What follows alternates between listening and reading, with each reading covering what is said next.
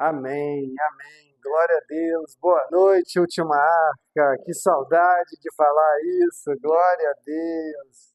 Que saudade, que saudade. 2 semanas sem cultuar o Senhor aqui em meio aos irmãos. Numa semana a gente estava num congresso, né, com os irmãos lá em Curitiba. E semana passada, graças à tragédia que se abateu aqui no bairro, a gente ficou preso dentro de casa. A água entrou em casa, a gente ficou isolado, não tivemos como sair para poder estar aqui junto. E hoje, mesmo atrasado, mesmo com um monte de intercorrência, eu falei: não, hoje nós vamos cultuar o Senhor, porque o inimigo não vai prevalecer nessa questão, em nome de Jesus. Não, perdi o sermão que eu tinha todo eu tinha já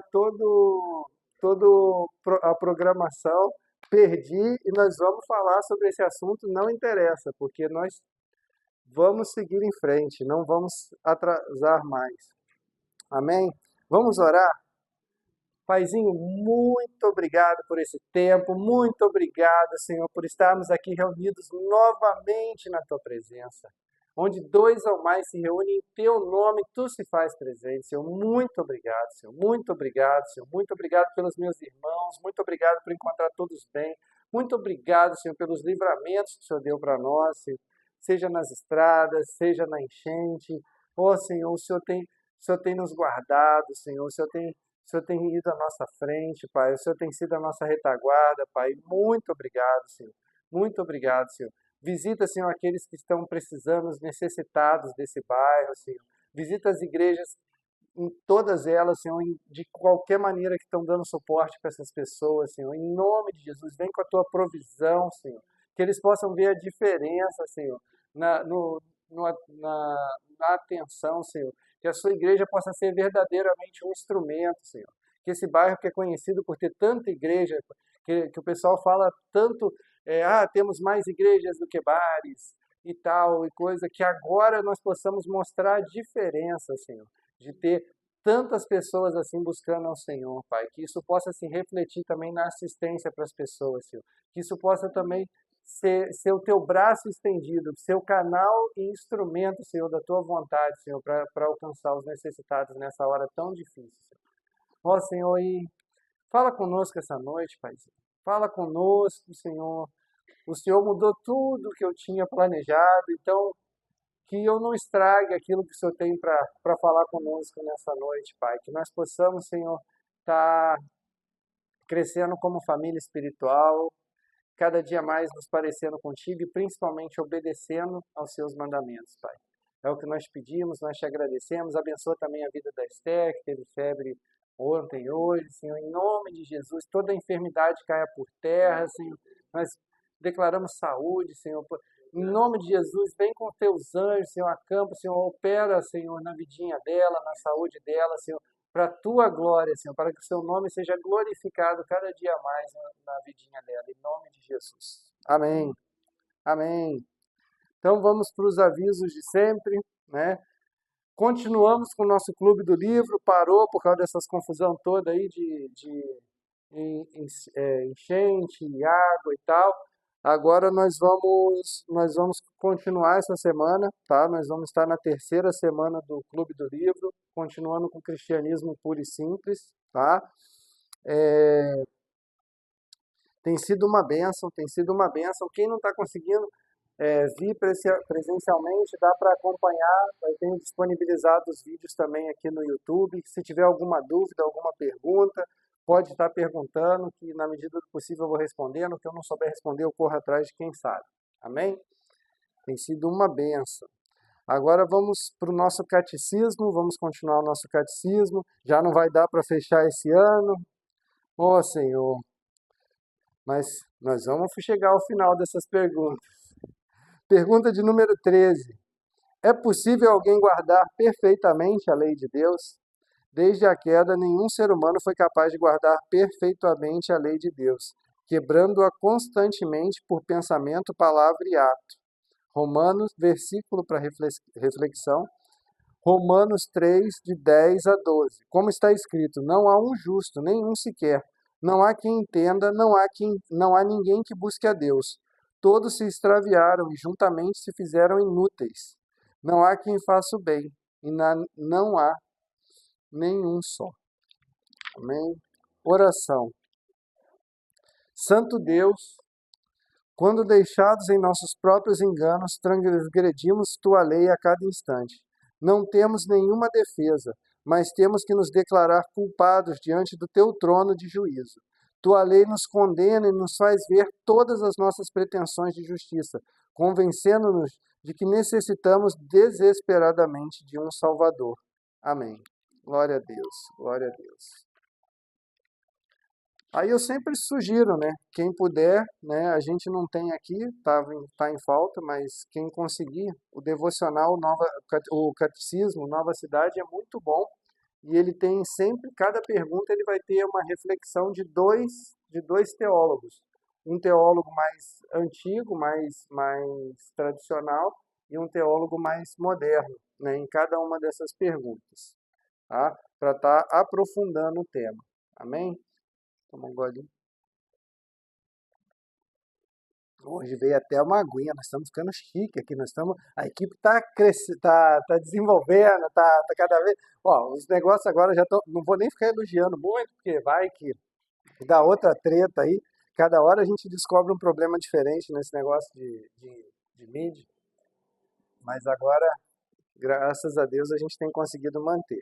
Então hoje nós vamos sair um pouquinho do padrão. A gente estava seguindo, sempre intercalando, um sermão em Gálatas, que falta só Gálatas 6, hoje seria Gálatas, na verdade, sábado passado seria Gálatas 6 e hoje seria o que ia ser hoje mesmo. Só que assim, a gente deu uma pausinha em Gálatas, nós vamos terminar Gálatas, para honra e glória do Senhor, Deus permitindo, sem ser sábado que vem o outro, porque sábado que vem é o grande dia do ano, né? É o nosso principal tema do ano, que é a Páscoa, né? É quando nós comemoramos e relembramos a morte e principalmente a ressurreição do nosso Senhor e Salvador Jesus Cristo, né? E tendo isso em vista, vamos voltar para a série de Fundamentos da Igreja, né? Eu sei que eu sempre tenho falado e tenho dado um spoiler que a gente estava seguindo mais ou menos uma sequência que foi criada pelos irmãos lá da Igreja Soma, lá de Novo Hamburgo, né? E aí a gente foi falando, somos uma igreja cristã, somos uma igreja evangélica, somos uma igreja reformada, somos uma igreja continuista, somos uma igreja missional. Só que nós vamos ter uma pequena diferença, agora vai entrar algumas coisas que Deus tem falado ao meu coração que a gente precisava complementar, né? A reforma protestante trouxe além de vários paradigmas, eles tinham um princípio, né? Como que você reconhecia uma igreja saudável? 3 pilares foram colocados durante a reforma. O primeiro deles, pregação bíblica. O segundo deles, administração adequada dos sacramentos, que para nós cristãos evangélicos são só 2, o batismo e a ceia do Senhor, tá? E a disciplina eclesiástica. Eu senti de Deus da gente estar refletindo sobre essas coisas, além de mais 2 temas, que eu já vou adiantar aqui que nós vamos ter então. Então essa série que era para ser 5, 6 cultos vai acabar sendo estendida, porque nós vamos falar disso e depois nós vamos falar mais 2 questões. Somos uma igreja que serve e somos uma igreja generosa. Por quê? Porque nós precisamos falar sobre esses temas, porque infelizmente tem se perdido. E eu acho importante nessa série sobre os fundamentos da igreja, a gente está colocando esses pilares, por quê? Primeiro para nós mesmos nos apresentarmos e também para que quem vier no futuro a gente possa apontar. A pessoa pega e fala assim, o que vocês pensam sobre salvação? Vai lá que tem a série, vai estar lá que nós somos reformados. Nós cremos de acordo com... Nós somos calvinistas, né? Seguimos uma linha mais calvinista em relação à soteriologia, que é a doutrina da salvação, tá?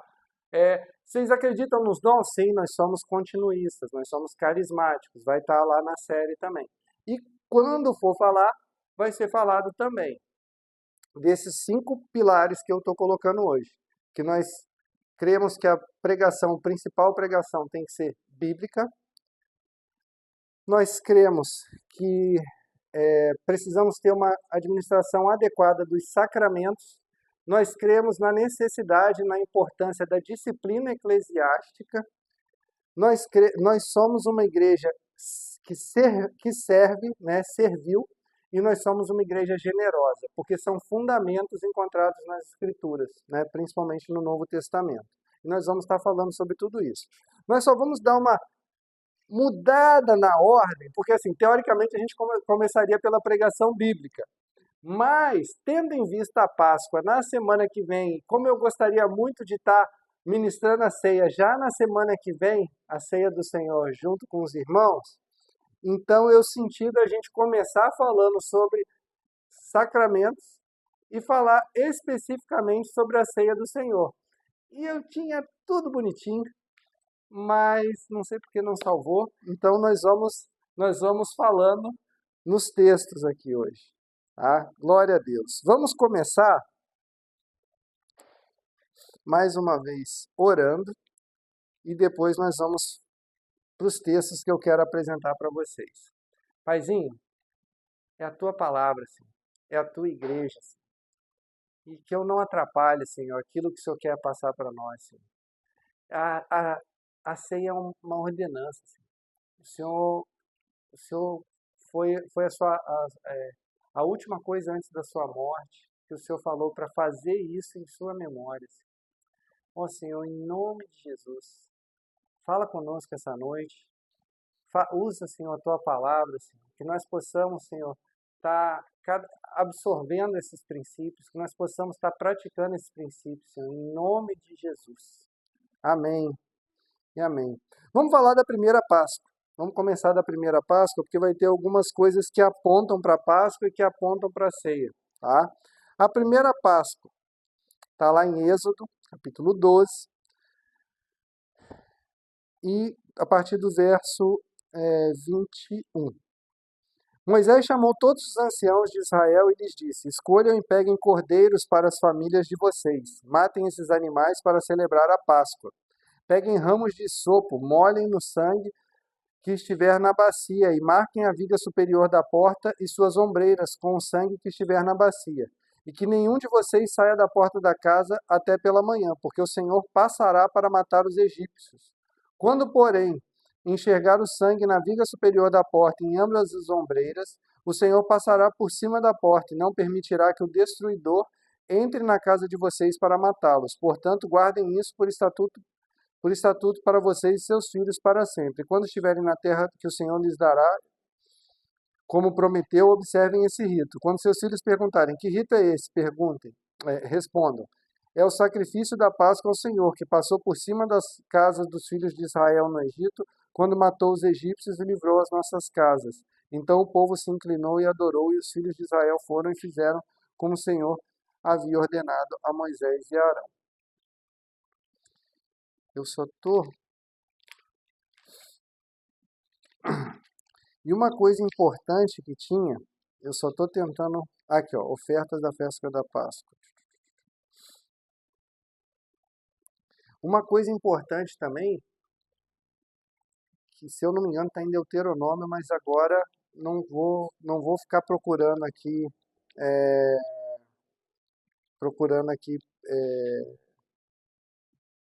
indiscriminadamente, não. Mas quando ele fala a respeito do cordeiro, fala o seguinte, que o cordeiro ele tinha que ser comido por inteiro ou queimado o resto.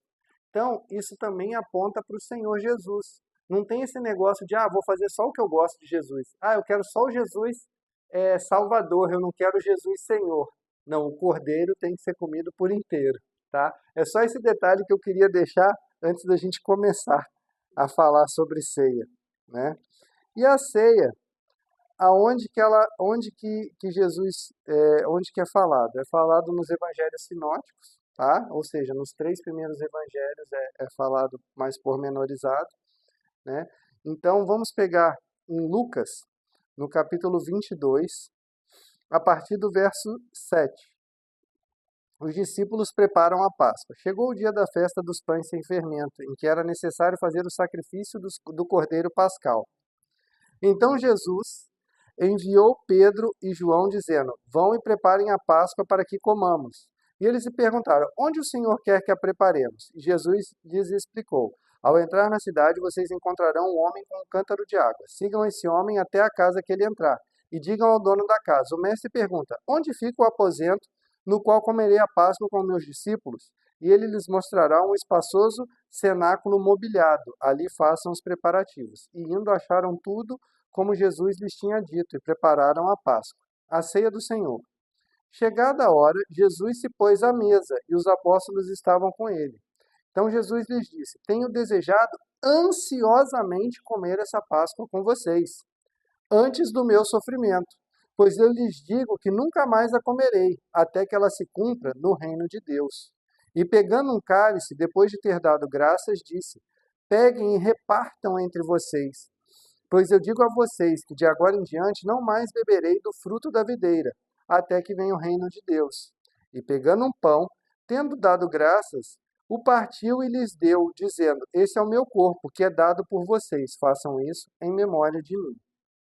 Do mesmo modo, depois da ceia, pegou o cálice, dizendo: Este cálice é a nova aliança, no meu sangue derramado por vocês. Até aqui. Que aqui ele vai falar do traidor e tal. E isso é relatado novamente em Coríntios, né? Paulo, quando vai dar instruções acerca da ceia do Senhor, que é o texto mais usado toda vez que vai ser ministrada a ceia do Senhor, né? Paulo dando instruções, ele fala a respeito deste evento que aconteceu antecedendo o sacrifício do nosso Senhor. Então, 1 Coríntios, capítulo 11, a partir do verso 17. Instrução à celebração da ceia do Senhor. Mas nisto que agora prescrevo, não posso elogiá-los, porque vocês se reúnem não para melhor, e sim para pior. Porque, antes de tudo, sou informado de que, quando se reúnem na igreja, existem divisões entre vocês. E eu, em parte, acredito que isso é verdade. E até é necessário que haja partidos entre vocês, para que também os aprovados se tornem conhecidos entre vocês. Quando, pois, se reúnem no mesmo lugar, não é a ceia do Senhor que vocês comem, porque quando comem, cada um toma antecipadamente sua própria ceia, e enquanto um fica com fome, o outro fica embriagado. Será que vocês não têm casas onde podem comer e beber? Ou menosprezam a igreja de Deus e envergonham os que nada têm? Que posso dizer a vocês? Devo elogiá-los? Nisso, certamente, não posso elogiá-los. E aqui começa o texto que a gente sempre ouve. Porque eu recebi do Senhor o que também lhes entreguei, que o Senhor Jesus, na noite em que foi traído, pegou um pão e, tendo dado graças, o partiu e disse: Isso é o meu corpo, que é dado por vocês. Façam isso em memória de mim. Do mesmo modo, depois da ceia, pegou também o cálice, dizendo: Este cálice é a nova aliança no meu sangue. Façam isso todas as vezes que o beberem, em memória de mim. Porque todas as vezes que comerem esse pão e beberem o cálice, vocês anunciam a morte do Senhor, até que ele venha. Por isso, aquele que comer o pão ou beber o cálice do Senhor indignamente, será réu do corpo e do sangue do Senhor. Que cada um examine a si mesmo, e assim como o pão e beba o cálice. Pois quem come e bebe sem discernir o corpo, come e bebe juízo para si. É por isso que há entre vocês muitos fracos e doentes, e não poucos que dormem. Porque se julgássemos a nós mesmos, não seríamos julgados. Mas quando julgados, somos disciplinados pelo Senhor, para não sermos condenados com o mundo. Assim, meus irmãos, quando vocês se reúnem para comer, esperem uns pelos outros. Se alguém tem fome, que coma em casa, a fim de que vocês não se reúnam para juízo. Amém? Glória a Deus. Alguns princípios disso, a respeito da ceia que eu queria colocar. A ceia, ela foi feita para ser um mesmo. Existem ramos da teologia. Em tudo o pessoal gosta de se dividir, né? E até nessa questão da ceia, tem algumas discussões. Por exemplo, Os católicos, cristãos católicos, eles acreditam na transubstanciação. Eles acreditam que quando eles vão ministrar a ceia, que a hóstia literalmente é transformada misticamente num corpo e que eles estão comendo e bebendo corpo e sangue, entendeu? Verdadeiramente corpo e sangue de Cristo. A gente não crê dessa forma. Cristãos evangélicos não creem dessa forma. Aí existem duas linhas dentre os evangélicos. Existem aqueles que pensam que é só um memorial. Existem aqueles que pensam que o Senhor Jesus está presente na ceia, tá? Mas de uma forma espiritual. E aqueles que acreditam que é um memorial e que ele está presente, que é uma mistura. Nós estamos nesse terceiro grupo, entendeu? A ceia, ela é um memorial, porque ele fala, está no texto, fazer isso em memória de mim. Entendeu? Mas se por muito menos Jesus já está presente, quanto mais na ceia. É aquilo que a gente estava cantando, né? Que ele está presente, né? Nós preparamos a casa, perfumamos ela toda, nós arrumamos a mesa, tome um lugar de honra. Então, assim, ele fala que onde dois ou mais se reúnem em seu nome, ele está presente. Então, quanto mais na ceia, que nós estamos reunidos, estamos tendo uma comunhão entre nós, né? É uma coisa que eu acho muito, assim, por que eu quis falar primeiro de tudo da ceia? Não só pela data, mas é porque eu sempre, assim, eu me converti por conta de uma comunhão saudável com os irmãos, entendeu? Quando eu me converti, uma das coisas que me atraiu para a igreja foi o fato dos irmãos se reunirem, se abraçarem, e eu me senti amado naquele ambiente, e eles repartirem os alimentos. Aquilo ali me chamou a atenção. Então, assim, eu me senti amado, eu me senti, assim, parte de alguma coisa, né? E assim, e é uma coisa que tem se perdido ao longo do tempo. A gente fala muito, você pode ver que assim, você tem diversas pregações, quando Paulo fala da bênção apostólica, ele fala muito o quê? Que o amor de Deus, a graça do nosso Senhor e Salvador Jesus Cristo e a comunhão do Espírito Santo. A gente tem muitas pregações sobre a graça, tanto que tem até a hipergraça, entendeu? E você tem muitas pregações sobre o amor. Hoje em dia o foco no amor é tão grande que tem lugares que é só chamado de amor, entendeu? Então, assim, é, mas muitas das vezes nós esquecemos da importância da comunhão. Nós muitas das vezes esquecemos que é na comunhão que nós podemos, que a comunhão, ela é o melhor ambiente para você o quê? Para Deus ministrar a cura, para Ele derramar a bênção, entendeu? É onde você pode expressar de maneira saudável os dons que o Espírito Santo concede. É aonde você pode desenvolver os frutos do Espírito. Os frutos do Espírito, eles foram feitos para serem desenvolvidos na comunhão. Você não vai exercer mansidão com você mesmo. Porque eu sou sozinho igreja dentro da minha casa. É uma ilusão, é um engano do Satanás, entendeu? Porque assim, você não vai exercer domínio próprio, mansidão, longanimidade, benignidade com você mesmo. Para você desenvolver esse tipo de fruto, tem que ser em ambiente de comunhão. E uma coisa que assim, que ficou mais claro para mim depois de uma aula que eu tive há pouco tempo, é que assim, às vezes a gente acha que comunhão é só comer, é só sentar e bater papo e tal, não sei o quê. E o professor me falou uma coisa que assim, quando ele falou já me veio o versículo, foi muito engraçado, porque ele virou e falou assim, qual o melhor, qual a base, o que é necessário para que nós tenhamos comunhão uns com os outros? Quando ele falou isso, me veio o versículo na hora. Eu falei, ele não está falando de comida, ele não está falando de ambiente. Ele está falando o quê? Se andarmos na luz, como ele na luz está, temos comunhão uns com os outros. Então, o que a gente precisa para ter comunhão uns com os outros é luz. É andar na luz, é ser transparente uns com os outros, é rasgar o coração, é abrir o coração uns para os outros, né? Esse é o principal requisito para a comunhão. Não é um lanche gostoso, não é um ambiente confortável, Isso ajuda, isso facilita, lógico. Porque imagina, você está num ambiente muito ruim, fica mais difícil para você conversar muitas das vezes. Um ambiente barulhento e tal. Mas a ideia da comunhão é ser na luz, né? Então, assim, tudo isso vem de encontro ao que a gente vê no texto de Coríntios. O povo não discernia a importância da comunhão. Entendeu? Se você está com fome, Paulo já orienta, come antes, porque aqui é para ter comunhão, aqui é para a gente fazer o memorial, aqui é para a gente repartir, aqui é para a gente estar buscando a presença do Senhor no meio da nossa ceia. Não é para encher a pança, entendeu? Não é para se embriagar.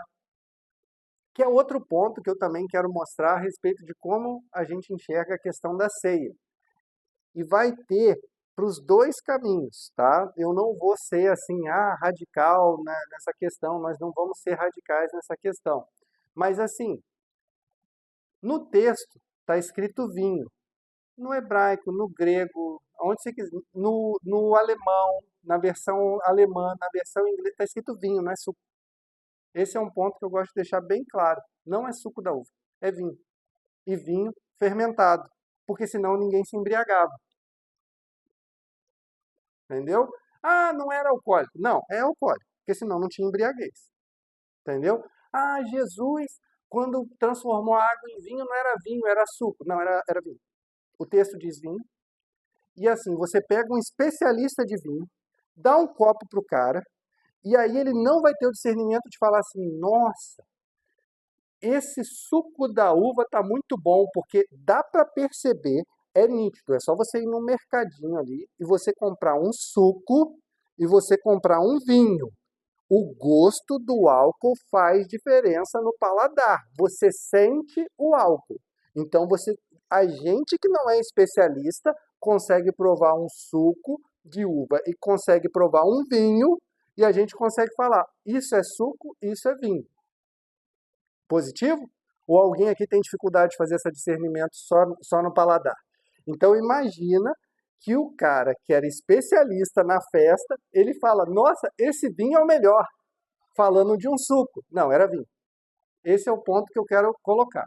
Então, assim, quando nós formos ministrar a ceia, vai ter vinho e vai ter suco. Quem se sentir à vontade vai tomar vinho, mas não vai ser grande quantidade, não. Vai ser o, o cálicezinho pequenininho, entendeu?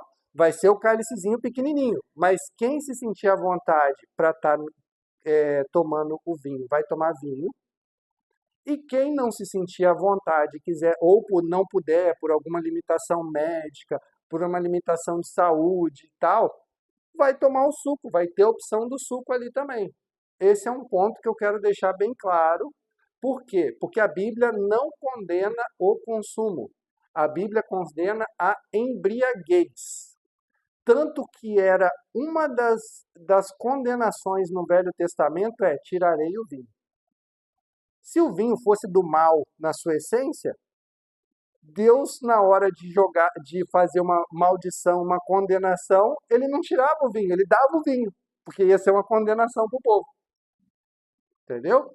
Entre outras passagens, mas só para ter um breve relato assim, para a gente ter a questão de como vai ser ministrado, tá? Um outro ponto que eu vejo importante, e como eu vivi isso lá no meu começo, e eu acho muito legal, é que nós vamos ter o pãozinho, não vai ser um biscoitinho minúsculo que você põe debaixo da língua e ele derrete, não, nós vamos ter pão. Pão grande o suficiente para que antes da gente ministrar a ceia, como nós somos poucos, dá para fazer isso bem legal. Olha que legal que nós vamos poder fazer. Nós vamos ter a oportunidade de lavar as mãos, vai ter álcool a 70 quem quiser, porque a gente tem que pensar nisso também, porque porque assim, felizmente ou infelizmente eu também sou médico, então eu acabo pensando nessas coisas, nós vamos ter álcool a 70 também, tá? Por quê? Quem se sentir à vontade de repartir com mais pessoas, beleza. Mas quem não se sentir à vontade, reparte entre a família. Mas eu vejo como importante a simbologia do partir o pão. e nós vamos ver o texto que fala do partir o pão, tá? Vamos voltar agora para falar sobre o partir do pão.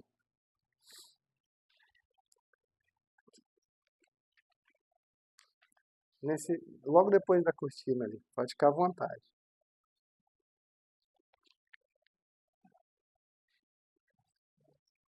Fique à vontade. À direita ali. Fique à vontade.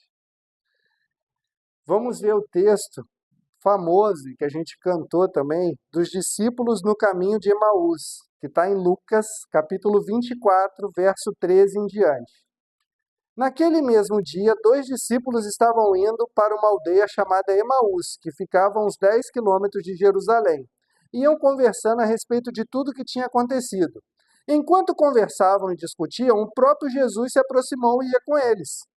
Porém, os olhos deles estavam como impedidos de o reconhecer. Então ele lhes perguntou: "O que vocês estão discutindo pelo caminho?" E eles pararam entristecidos. Um, porém, chamado Cleopas, respondeu: "Será que você é o único que esteve em Jerusalém e não sabe do que aconteceu lá nesses últimos dias?" Ele lhes perguntou: "De que se trata?" Eles explicaram: "Aquilo que aconteceu com Jesus, o Nazareno, que era profeta, poderoso em obras e palavras, diante de Deus e de todo o povo, e com os principais sacerdotes e as nossas autoridades. O entregaram para ser condenado à morte e o crucificaram.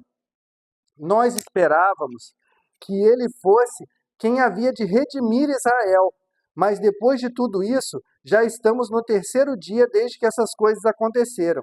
É verdade que também algumas mulheres do nosso grupo nos surpreenderam, indo de madrugada ao túmulo e não achando o corpo de Jesus, voltaram dizendo que tinha tido uma visão de anjos, os quais afirmavam que ele vive.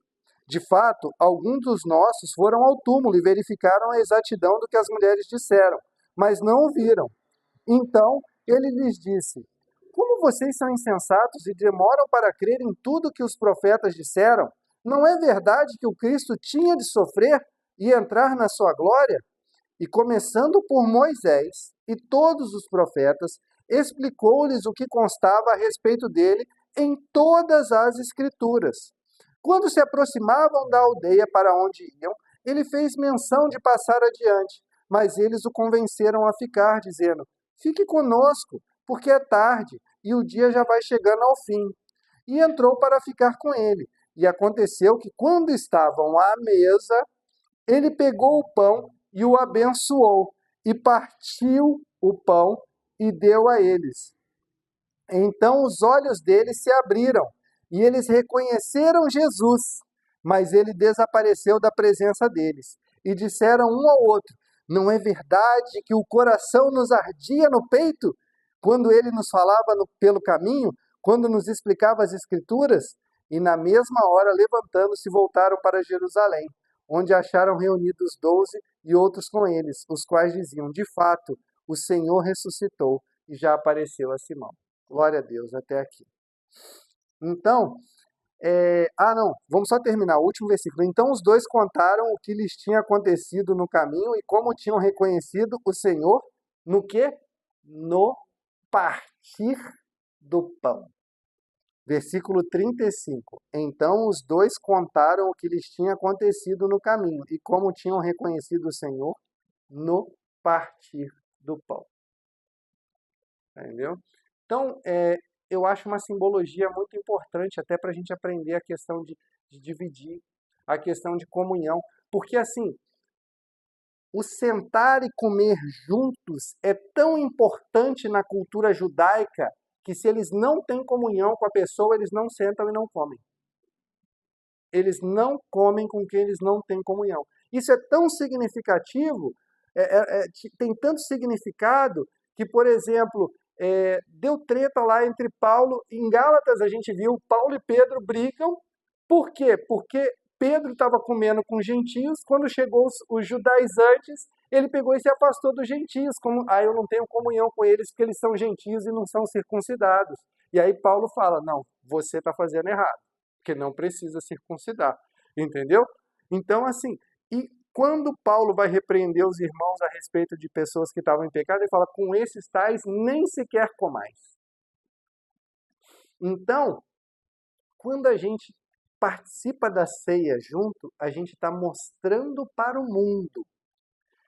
Os sacramentos, eles têm essa finalidade de ser um testemunho público a respeito de alguma coisa. O batismo é um testemunho público da sua aliança com Cristo. Ah, ele é fundamental e tal. Por exemplo, a pessoa aceitou ao Senhor Jesus no leito de morte e logo em seguida morreu, não deu tempo de batizar, vai para o inferno? Não, não é assim que funciona. Mas se tem a oportunidade, ele é um testemunho público. Ele é um testemunho público. Por que não testemunhar publicamente, se você tem a oportunidade? Da mesma forma que a ceia do Senhor também ele tem uma simbologia pública e mostra a comunhão do corpo de Cristo. Por isso que ela é feita em público e participa quem tem comunhão. Ah, vai chegar aqui todo mundo, vai ter uns visitantes aí que não são batizados, eles vão participar?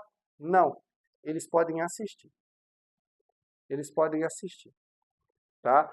Se for batizado, tal, e quiser tomar a ceia junto com a gente, com certeza, batizado, tudo direitinho, faz parte do corpo, faz parte da igreja universal, né? Universal não no sentido da universal do reino de Deus, mas a igreja que está presente no mundo todo, né? O corpo místico de Cristo. Então, assim, ele fazendo parte, ele pode estar participando da ceia conosco. Agora, quem não faz parte, mas precisa ser batizado? Sim, porque a partir do momento que você é batizado, a igreja está reconhecendo você como membro do corpo de Cristo. Você, além de estar dando um testemunho público, aqueles irmãos que estão te batizando estão te reconhecendo como participante do corpo de Cristo. A gente ainda vai ter uma ministração sobre essa questão do batismo. Hoje é sobre a ceia. Mas eu só estou comentando por quê? Porque são algumas pedrinhas, alguns fundamentos que a gente tem que lançar, alguns alicerces que a gente tem que lançar para o que a gente vai fazer semana que vem. Porque semana que vem nós vamos fazer a ceia, nós vamos conversar sobre a Páscoa, significado, nós vamos falar sobre a morte e ressurreição do nosso Senhor e Salvador e nós vamos ceiar.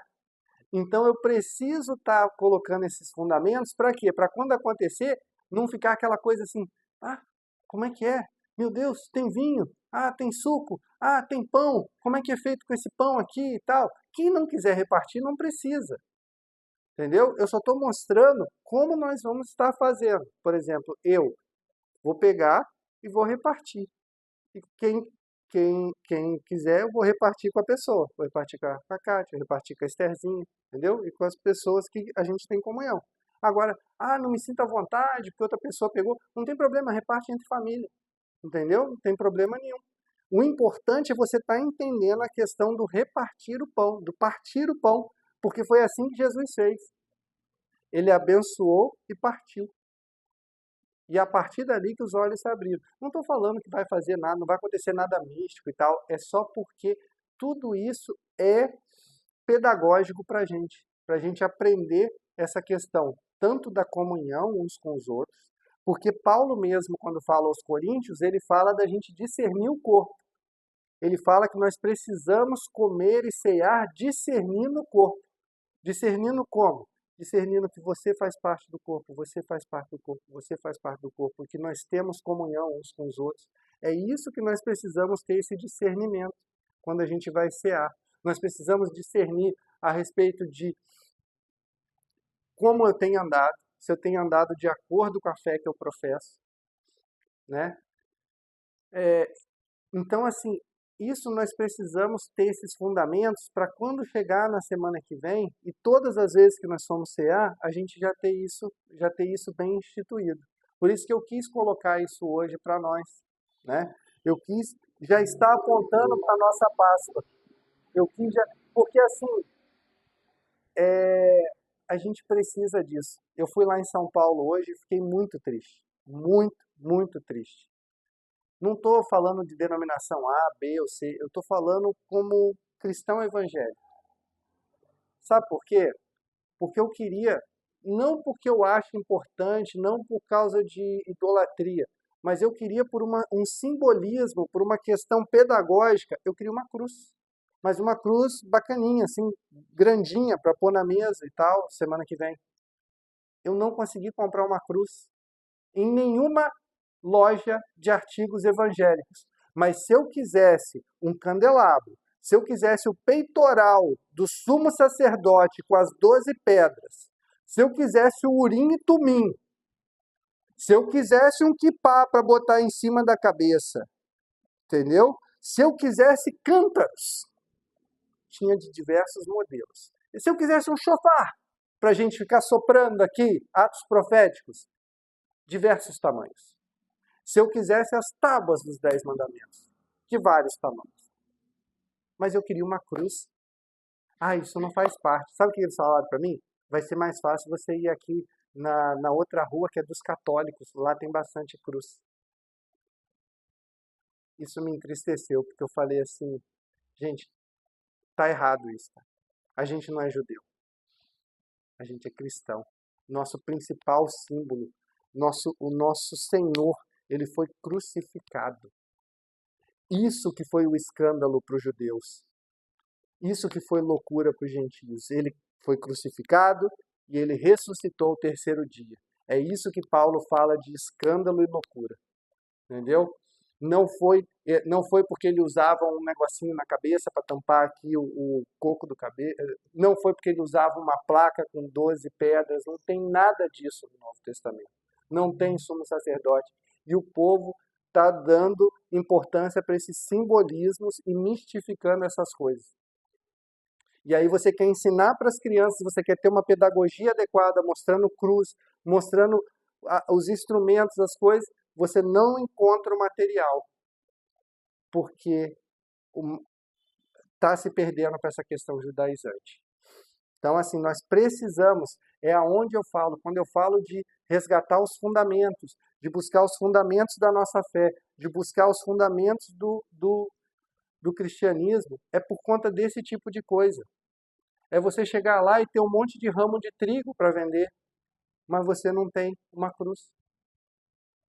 Entendeu? É um troço assim. Aí você vai olhar, pano brilhante. Falei, nem tinha isso na época.